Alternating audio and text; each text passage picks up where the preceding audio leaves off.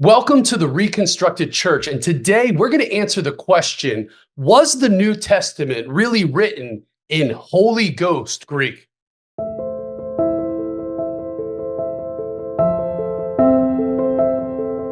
Friends, there is a lot of biblical ignorance these days, and our churches are hurting because of it. Now, some of this trouble is absolutely due to false prophets, corrupted leaders, and ultimately the enemies of God infiltrating his flock as wolves in sheep's clothing. However, sometimes really good intended people with a genuine desire to follow their God and serve people have presented theses that at the time seemed plausible, but turned out to be false. Meaning, based on their available knowledge at the time, they proposed an idea about God or the Bible that has now been proven false. And unfortunately, the church is often decades behind scholarship and science, and so we perpetuate these fallacies even though we too may have had good intentions originally. One of the greatest examples of this today is what we call Holy Ghost Greek.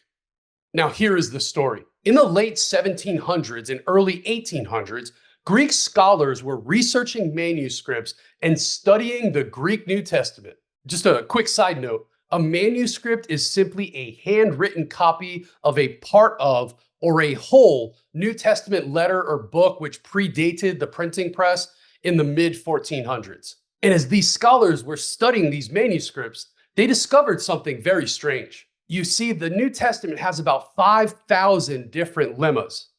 And a lemma is simply the scholarly word for word.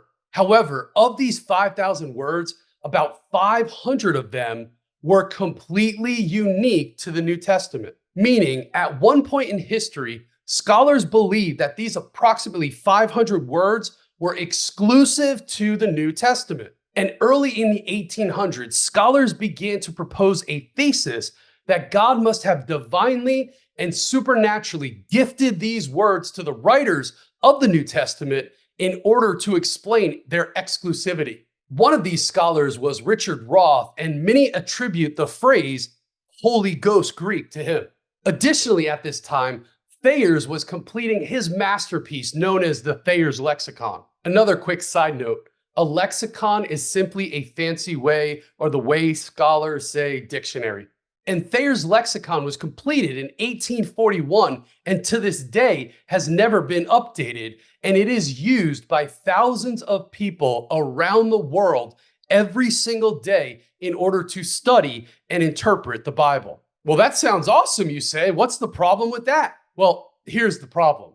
You see, in 1895, a guy named Adolf Deisman discovered an entire stockpile of Greek papyri in literally the garbage dumps of archaeological digs in Egypt. Now, what are these Greek papyri? Well, papyri is simply the type of paper that these writings were on, and they were written in Greek.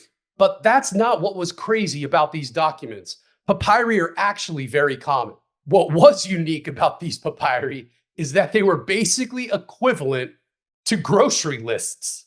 They were simply letters of common day people, which included things like grocery lists, love letters, business contracts, and normal everyday documents. But you know what else they found in these papyri?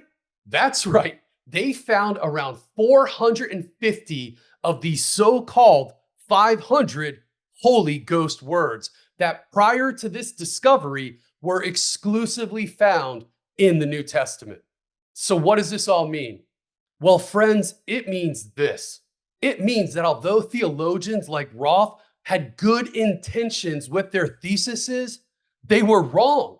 And what Deisman's discovery proved was not that God gifted a special Holy Ghost language for the New Testament, but he did something so much more incredible.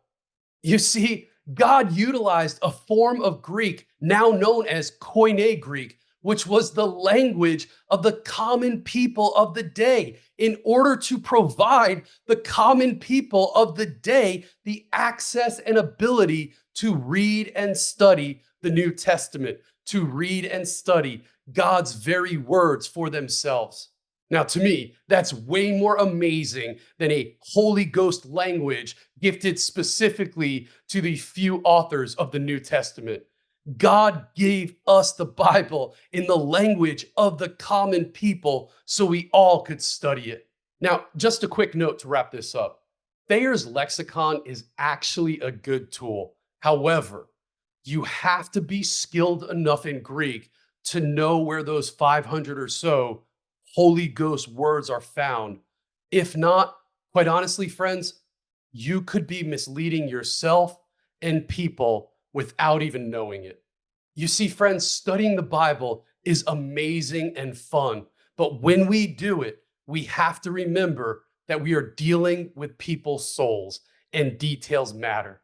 And believe it or not, this thesis is still impacting many of our churches and seminaries even to this day. But not you, friends, because you have been informed and now you know the truth about Holy Ghost Greek. And friends, the truth will set us free.